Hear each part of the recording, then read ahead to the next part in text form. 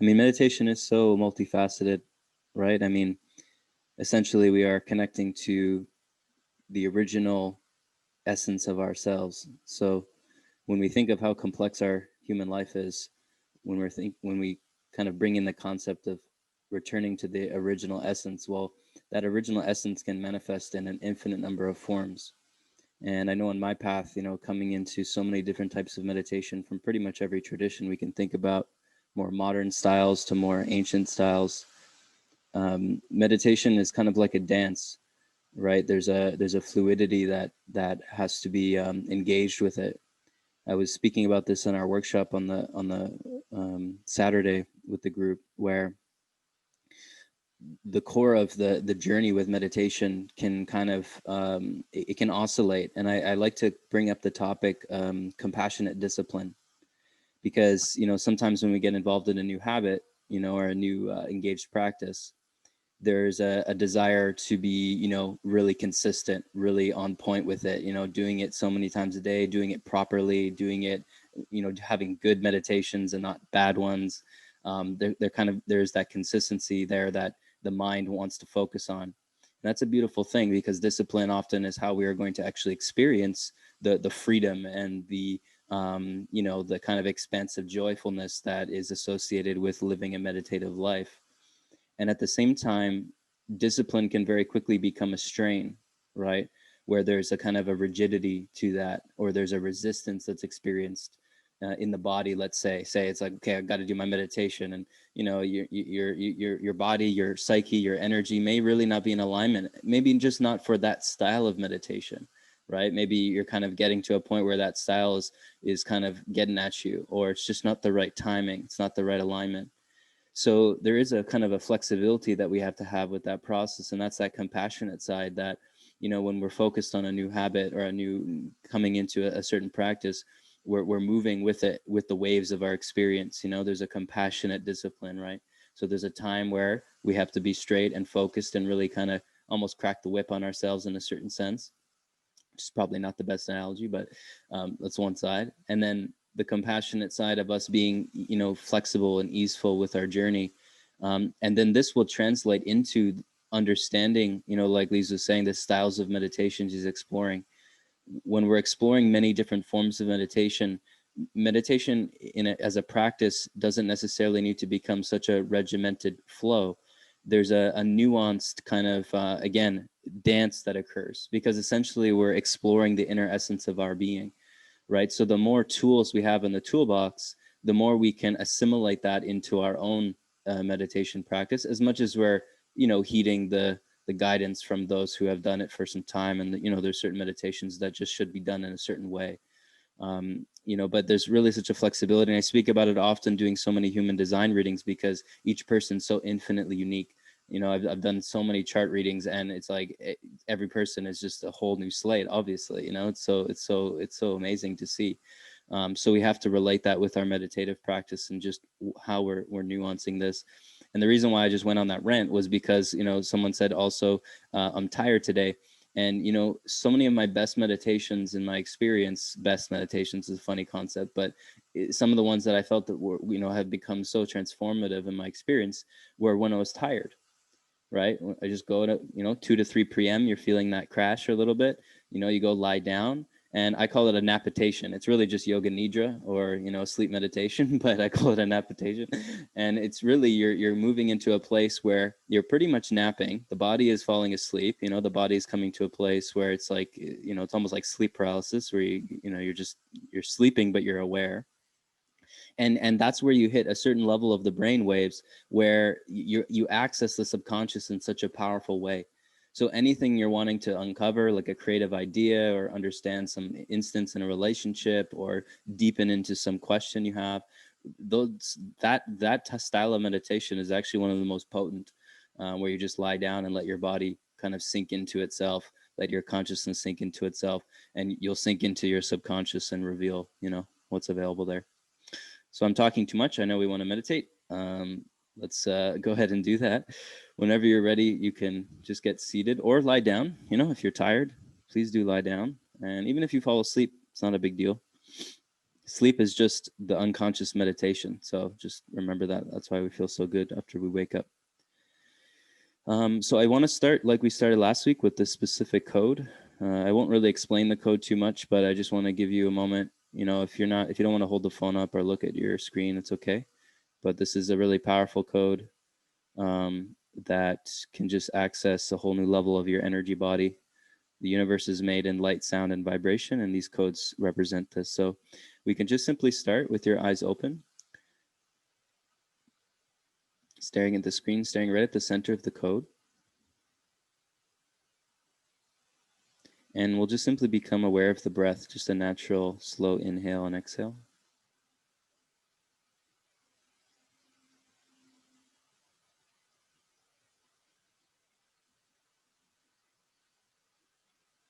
And we're going to bring the focus and attention right into the center of the forehead and the pineal gland.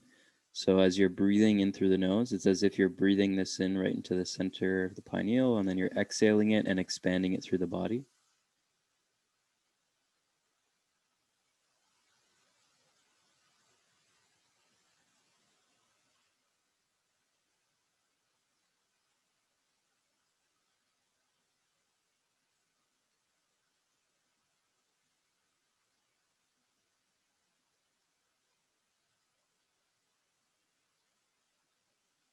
And now, one or two times, we're going to just breathe this in pretty rapidly through the nose, right into the center of the brain.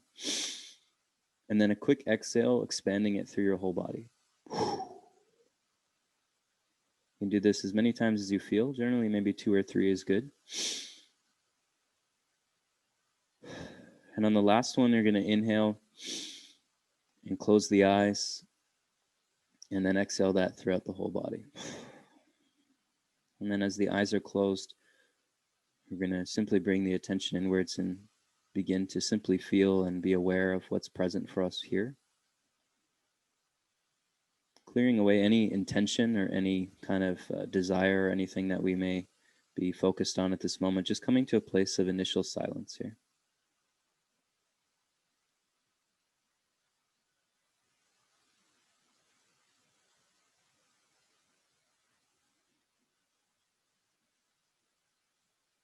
And as we're in this initial silence, naturally we are already brought to a place of observation as we observe maybe how we're feeling in the body, the physical body, the emotional body, the mental body. You may even already be keenly aware of the energetic body, certain energies you may be feeling in your experience. And all of this is observable, meaning there is something in which is observing the entirety of the movements of the mind, of the emotions, of the sensations. And thus, if there's something observing, then we must not be these things. So we can just let them be. We can let them naturally arise and fall, or just stay in our view. Sometimes they're a bit stubborn. They want to just remain there. Sometimes this may be uncomfortable, but we're just going to stay there and we're going to rest in this silent awareness.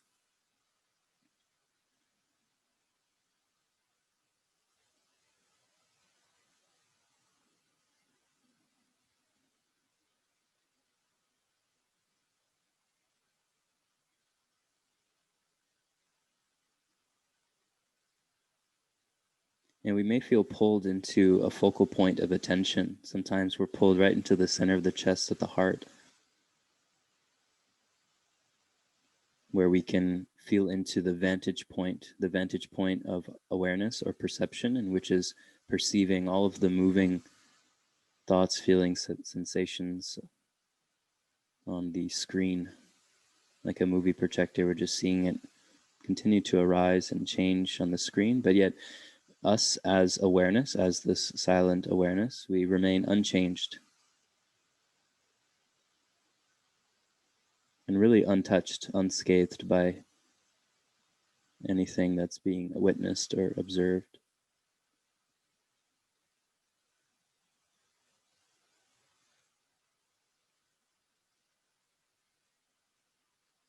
And sometimes for some of us, in supporting the deepening into this vantage point and this awareness at the center of the heart and the chest, we can begin to use the breath to assist and support in expanding this energy and gaining this focus.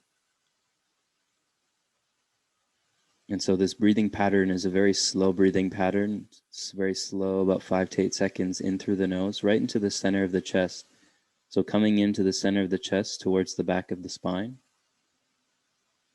very slowly, very gently. And then on the exhale, releasing from the nose and expanding in every direction in the body. About 5 to 8 seconds on the exhale. So 5 to 8 seconds on the inhale, very slowly, very gently. And 5 to 8 seconds on the exhale.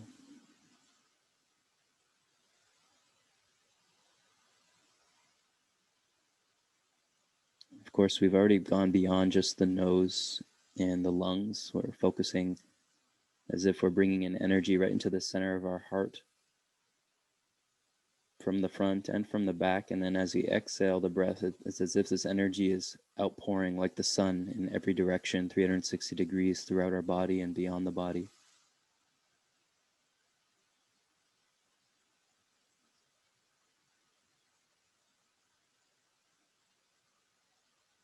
And sometimes even visualizing a pale silver and pale gold color of energy that's kind of mixed together and emanating from this point in the heart as you contract and expand this energy. And it's as if this pale and silver or pale gold energy is made of small crystals or diamonds that are permeating through every cell in the body. So it's not just going around the body, it's going through everything in your physical anatomy, your blood, your organs, nervous system, your bones, but also through the energetic anatomy of your meridians, your natus lines, your chakras, your auric field.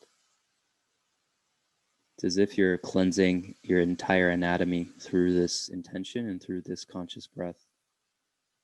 But keeping it very slow, very gentle, and very controlled.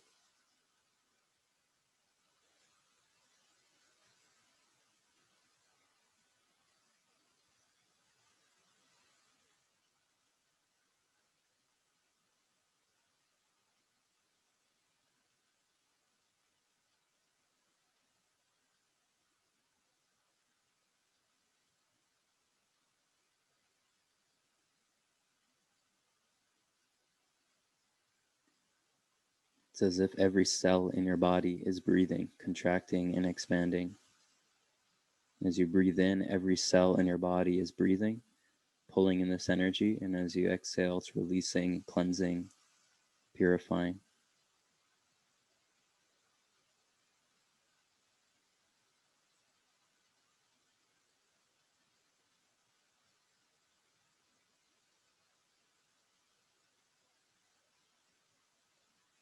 And at times, you may even be able to play with a longer breath that goes beyond 5 to 8 seconds. You may want to expand and fill up the lungs as expansive as you possibly can. And without straining, then relaxing into the exhale, which is emptying out and releasing everything in the lungs and within every cell of the body.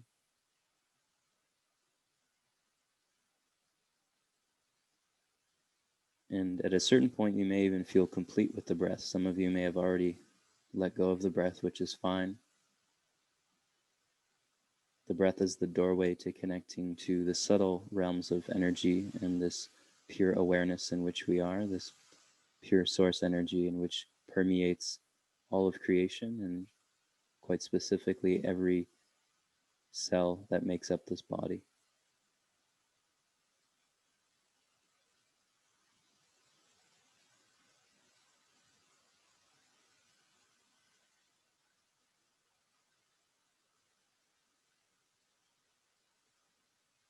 And at any point in which those who are continuing breathing feel naturally complete, there may be a natural dissolving from controlling the breath. And then this expansion and contraction of this pale silver, pale gold energy that permeates around you and through you may have already taken on a life of its own. There may be other colors or visuals that emerge here, but there's just simply a purification that comes through the connection to our higher self and to the inner aspects of our anatomy, in which are the source of love, compassion, joyfulness, healing, appreciation.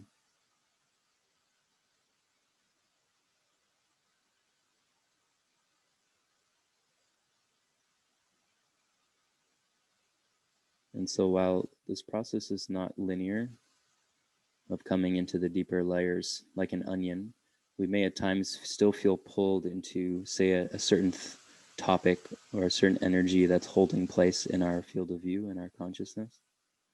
That may be a certain energy in the body, a certain belief, a certain perspective, a certain discomforting pain, maybe even in the physical body. And so at any point in which we're pulled to a particular topic, we're not resisting this. We're actually seeing how we can merge into it and move into the layers of the onion of this particular topic, going beyond what it's appearing as and coming to the source of energy in which it is, which may initially not feel comfortable, or it may feel quite painful even. But as we continue to surrender and rest into it, we find that every energy that may be holding a certain charge starts to lessen in its charge. It starts to dissolve. It may even begin to move through the body and look to exit or disperse.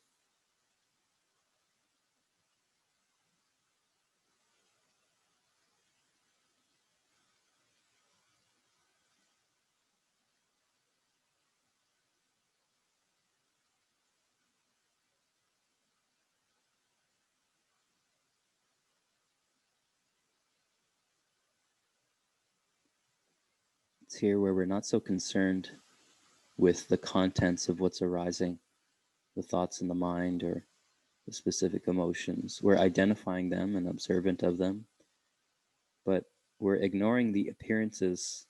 We're continuing to just focus on how do we connect to that essential energy that is manifesting this topic or feeling in the body or sensation.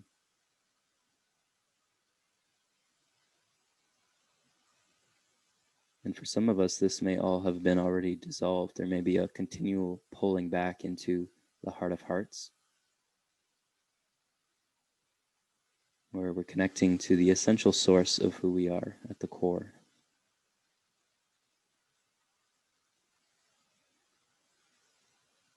And once again, oftentimes this pulls us right into the center point of the body, sometimes the center of the chest or in the higher heart, just a little below, or sometimes even lower into the sacral. We may feel into these specific energy points.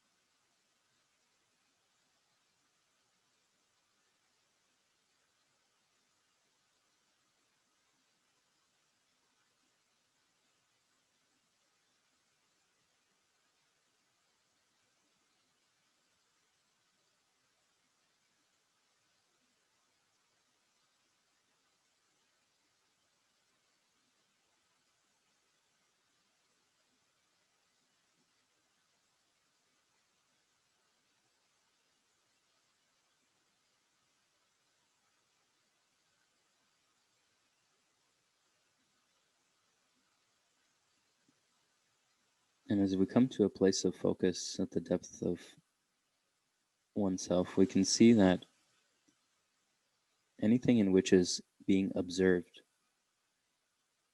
there is something in which is observing it. And so in this phase of this intention, there's going to be a continual movement towards who or what is observing. So in any moment in which there's a particular thought or feeling or sensation in which arises, there is a ongoing, never-ending focus upon who or what is observing.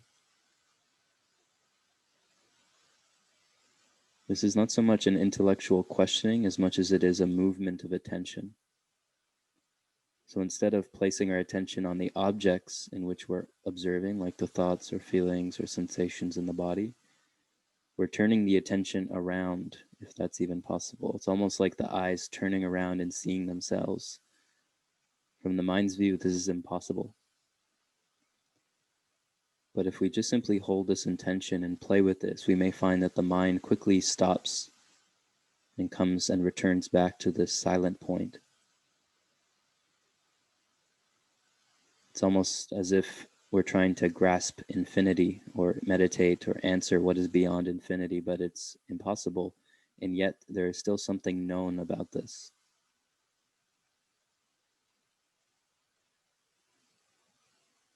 So we're intensifying the focus here where nothing else is of any interest.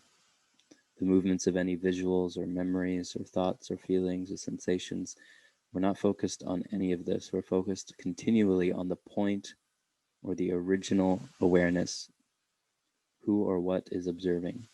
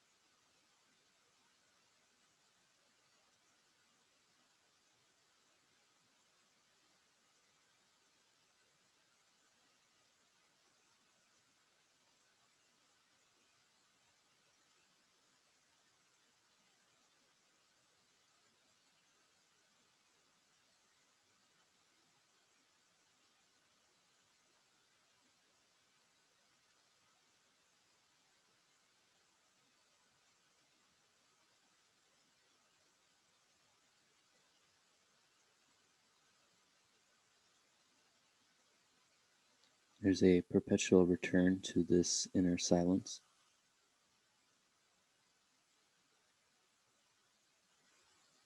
As we become increasingly focused and increasingly discerning that we're not interested in anything that is arising within our field of view, we're looking to connect and find the space between all of these arisings, the silence that is the background, like the screen in which never changes, no matter how many movies are projected upon it. We're simply realizing what is unchanging about our experience, what remains untouched, unscathed by any thought, feelings, situation, circumstance, sensation, relationship.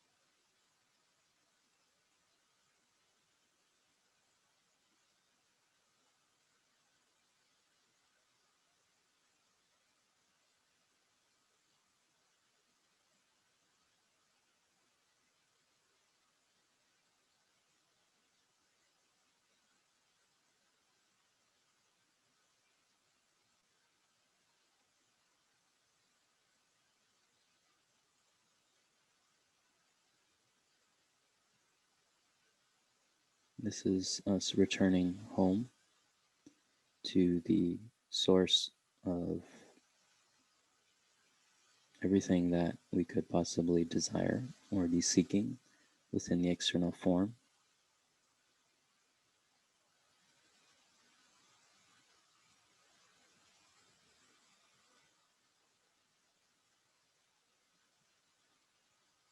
And as we continue to come back to this silence, we purify all of the aspects of mind in which believe otherwise, that the source of love and appreciation and joy and peace come from some external place or some object of attention,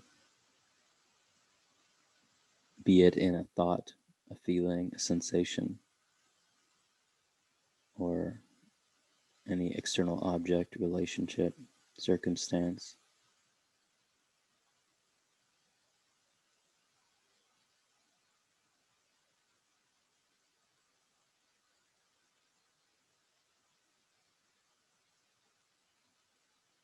We cannot find permanent resting joyfulness, love, peace, etc.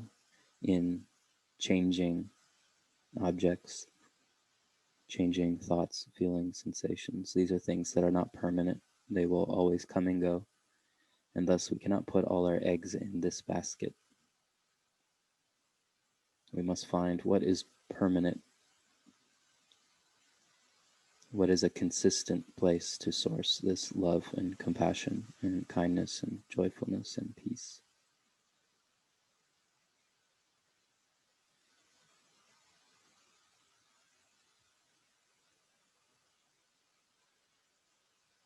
And so we can rest this intention and this clear connection we've developed here into every cell of our physical body, into the space and the environment or the physical room that we're inhabiting.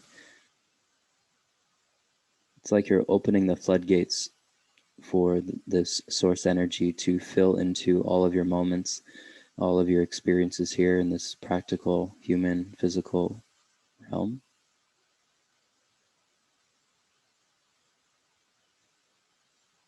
It's kind of like everything you touch turns to gold, everything that you look at transforms into its highest expression.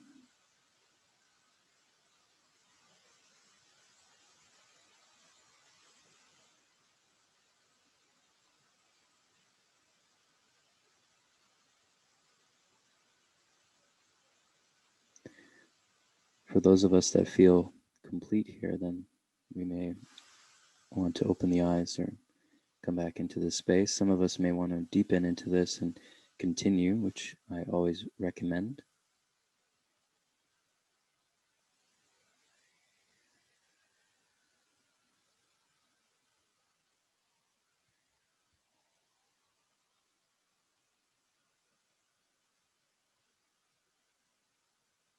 So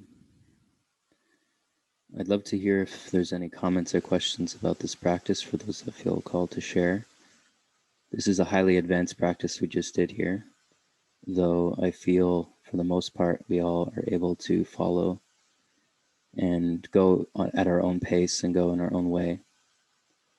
I've talked about this numerous times before in regards to when we, in the initial stages of meditation, are focused upon observing objects. So although we may think of objects as like this paperclip in my hand, this computer, this phone, this desk, when we close our eyes, there are objects of attention. Those objects of attention come in the form of thoughts, feelings, and sensations. Those are the three things in which make up our human experience. So when we come into meditation for the first time, there's an initial awakening because we're observing now what we thought to be ourselves. If we've gone our whole life believing ourselves to be our identities, our beliefs, our opinions, our traumas, our pains, our diseases, our illnesses, all of this, if we've believed ourselves to be these things, then when we come into meditation for the first time, there's an awakening because we see, oh, wait a minute, everything that I thought I was, that's not actually who I am. I may not know who I am now, which is the onset of the dark night of the soul that sometimes emerges, or the pains that come up when we go into meditation. It's not always kind of an, fairy daisy type of experience. So the initial stages of meditation, we're observing sensation, we're observing feelings, the traumas, the energies that have stored in our body, the emotions that have manifested disease after 20 years of not dealing with it, the thoughts or belief structures that have been so rooted and etched themselves, like when you scrape into a piece of wood, it takes a while to buffer that out. So when we go inwards in meditation, we start observing these things and we see, oh, these are the things in which now make up my experience. It's like I'm a computer. These are all things happening without my awareness because I think I'm them and I'm identified with them and they just happen on autopilot. So now we go into meditation, we're seeing, oh, I'm not all these things. So then, of course, the question comes up, well, who am I? If I'm not the mind and body, the material substance of this physical thing, and all the things that I've accumulated and picked up and held on to over the course of life, well, then who am I? What am I? So this style of meditation, which is self-inquiry, is a process of asking the question, not just intellectually, but initially asking the question, who am I? And we do this, again, not by intellectually asking the question, although that can be helpful. You can repeat that question, you can journal it, contemplate it, like I'm sure all of you have. But the nuanced nature of this meditation is we're not just intellectually going into this, we're considering, well, who or what is observing everything that I thought I was? The beliefs, the ideas, the perspectives, the opinions, the feelings, the sensations, the thoughts. Who or what is observing that? So this is where we come into a place of understanding ourselves as awareness or as consciousness, as energy, which now quantum physics and scientists are proving, etc., which the ancients have talked about for thousands and thousands of years. We understand that there is a consciousness that observes the brain, that observes material substance.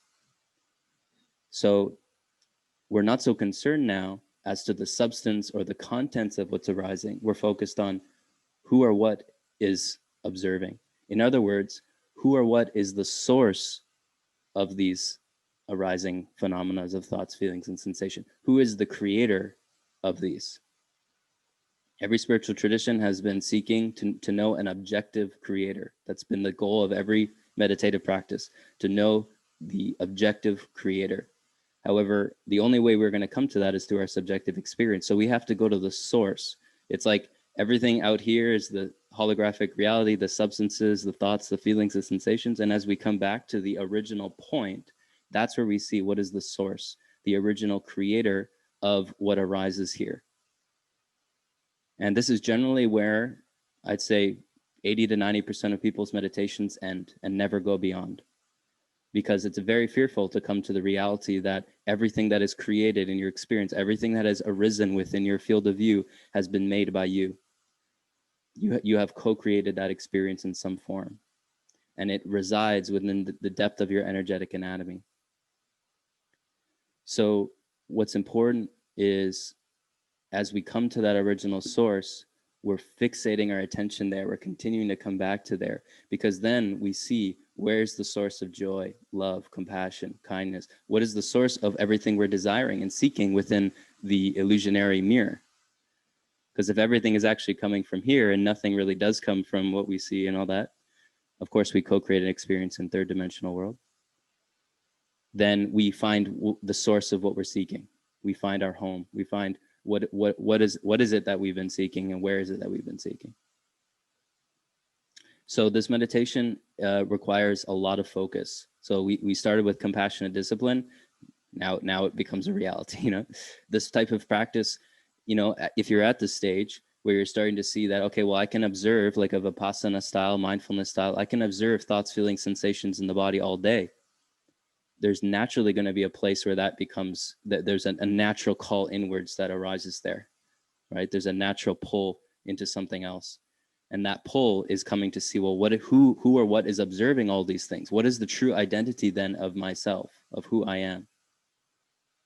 Right? That is the purpose of meditation.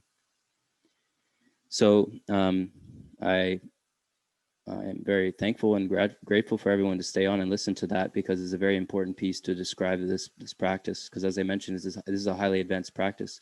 90% of people in meditation will never go here, but you all made it through, so that's quite nice. And I feel it's very much the time now that this has to be the ultimate focus of each of us, because as I said, 2020 was child's play compared to what is before us in the coming years. And I've been speaking of this for a decade now, and now it's coming to fruition in all of our eyes. You know, we're facing change in all regards in our individual life and collectively. And this will only continue to occur, because this is what has been meant to occur for a very long time. So with that, deep love to each of you. Feel free to connect with me if you want to watch the workshop recording from Saturday. And yeah, that's it.